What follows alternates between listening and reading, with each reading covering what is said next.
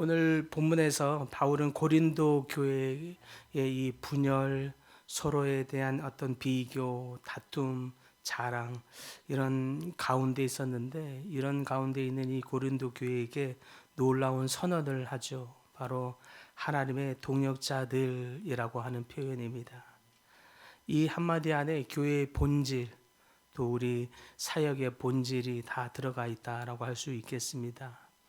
우리는 교회의 손님이 아니요, 또 평가자도 구경꾼도 아닙니다. 하나님의 동역자들입니다.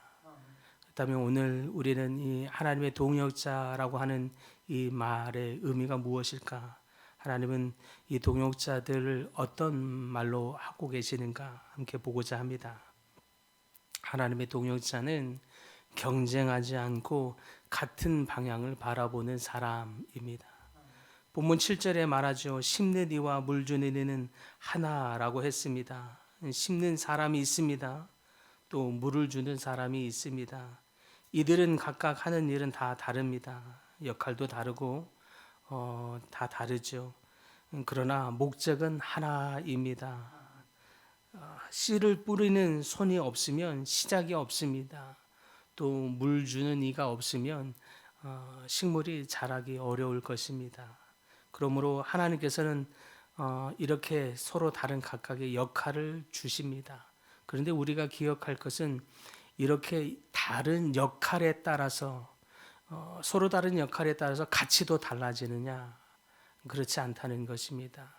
역할이 다르다고 또 어떤 사람은 앞에 나와 있고 어떤 사람은 뒤에서 남모르게 섬긴다고 해서 그것이 하나님의 나라에서 가치가 다르게 평가되지 않는다는 뜻입니다. 그런데 우리는 자꾸 세속적인 관점이죠. 이러한 세속적인 관점에서 비교합니다. 아무래도 주목받는 자리가 더 가치 있는 것처럼 여기기도 하고, 그래서 남모르게 뒤에서 섬기는 것이 덜 가치 있는 일인 양 생각하게 될 때가 있죠. 왜 나는 저 사람처럼 드러나지 못할까? 인정받지 못할까?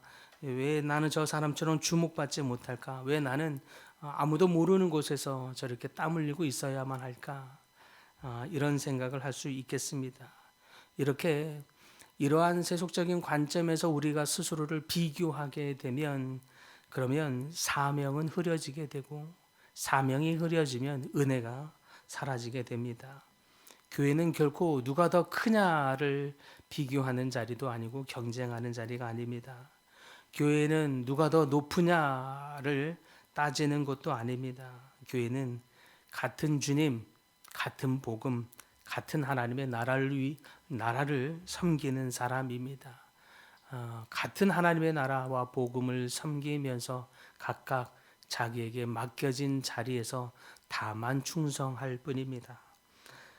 하나님은 화려한 사람을 찾고 있는 것이 아닙니다. 충성된 사람을 찾고 계십니다. 세속적인 사람의 눈으로, 기준으로 볼 때는 드러나는 곳, 주목받는 것, 이것이 더 높은 가치에 있는 것 같지만, 결코 하나님은 남모르게 뒤에서 섬기는 작은 행함을 작다고 하지 않습니다. 그것을 오히려 더 귀하게 여기십니다. 눈물로 다른 사람을 위해서 기도하는 손길, 마음이 상해서 뒤로 물러나 있는, 침륜에 빠져 있는 지체를 향해서 사랑의 전화나 연락을 또 만남을 하는 이러한 손길들 하나를, 이러한 귀한 헌신을 하나님은 귀하게 여기십니다. 결코 그것을 가볍게 보지 않는다는 뜻입니다. 하나님의 동역자는 결코 자기 이름을 나타내는 자리가 아니요, 오직 하나님의 뜻을 이루는 자리입니다. 그렇기 때문에 내가 더 그 뜻을 이루었다, 내가 더 잘 이루었다 경쟁하지 않습니다. 비교하지 않습니다. 오직 하나님의 뜻이 이루어지느냐에 우리의 마음과 방향을 바라볼 뿐입니다. 나아가 하나님의 동역자는 그래서 결과를 붙드는 사람이 아니요, 하나님을 신뢰하면서 우리에게 맡겨진 이 일을 충성스럽게 하는 사람이라고 말합니다. 바울은 심는 이가 있고 물 주는 이가 있다고 말합니다. 그러나 자라게 하시는 이는 하나님이십니다라고 하는 것을 어제에 이어서 오늘도 함께 강조합니다. 이것이 사역의 질서입니다. 우리가 씨를 뿌릴 수 있겠습니다. 잡초를 제거하고 또 물을 줄 수 있겠습니다. 말씀을 전하는 사람이 있겠고 기도하는 사람이 있겠고 남 모르게 사랑으로 섬기는 사람이 있을 수 있겠습니다. 그러나 사람에게 생명을 주고 그를 구원함에 이르게 하는 이 열매는 오직 하나님뿐이십니다. 그래서 우리는 그 일에 함께 작은 역할로서 동참하는 동역자로 부름받은 사람입니다. 그러나 궁극적인 열매 결과는 주님께 달려 있음을 다시 한번 믿고 기억하는 여러분 되기를 소망합니다. 우리는 때로는 세속적인 관점에서 우리가 열매를 맺는다고 생각할 수 있겠습니다. 언젠가 제가 전도에 대한 이야기를 할 때도 그렇습니다.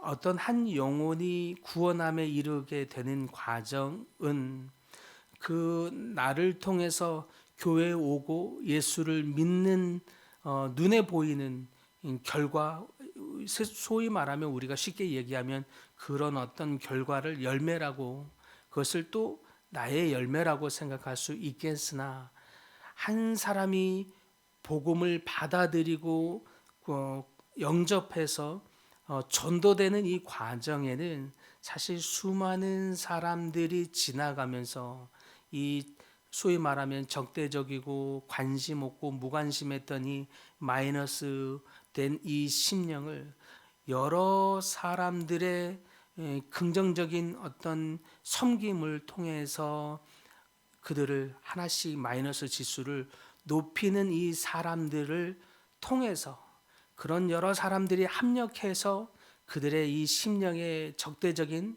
또는 무관심했던 이 심령이 조금씩 플러스로 되어지는 이것이 합력이 될 때, 그때 드디어 마음이 열리는 어떤 찰나 계기가 돼서 영접하게 되고 예수님을 믿게 되고, 그래서 우리는 그것을 전도했다고 말할 수 있겠습니다. 그 한 영혼이 전도가 되는 어떤 열매, 구원을 얻게 되는 이 열매로, 이 과정을 열매라고 한다면 그 열매가 맺어지는 과정에서도 결코 눈에 띄는 마지막에 이 회심을 시킨 사람의 공로만 있는 것이 아니라는 이야기죠. 수많은 사람들의 이 섬김, 노력, 그들을 플러스가 되게 하는 이 사람들의 이 마음이 합해져야 한다라고 하는 것입니다. 그래서 하나님은 마지막에 회심시킨 사람의 공로로 하나님이 다 보지 않습니다. 다 모든 일에, 우리가 작은 일에, 아직 우리 자녀들이 또 내 남편이, 내가 아는 지인이, 이웃이 지금 예수님을 믿는 회심의 단계까지 오지 않았지만 우리가 끊임없이 그들의 심령을 한 단계씩 플러스하는 이 과정이 바로 하나님 나라 안에서 우리가 물을 주는 일입니다. 그리고 그들의 마음의 심령에 잡초를 제거하는 일이죠. 그러면 마지막에 하나님께서 열매를 맺는 건 주님께 달려 있다라고 말씀하십니다. 하나님의 영혼의 변화에는 결국 하나님의 시간표 안에 달려 있기 때문에 그렇습니다. 한 영혼이 생명을 얻는 것, 주님의 주권의 손에 달려 있음을 믿으시기 바랍니다. 우리는 그것을 믿고 우리는 끊임없이 계속 물 주는 이가 될 수 있기를 소망합니다. 씨를 뿌리고 그들의 심령 안에 있는 잡초를 제거하는 일, 그래서 그들의 영혼이 점점 긍정적인 이 플러스로 돼가도록 애쓰는 일, 이것이 우리에게 맡겨진 전도의 사명인 줄 믿습니다. 그러면 하나님이 반드시 열매 맺게 될 것입니다. 동역자는 이와 같이 결코 자기 왕국을 세우는 사람이 아닙니다.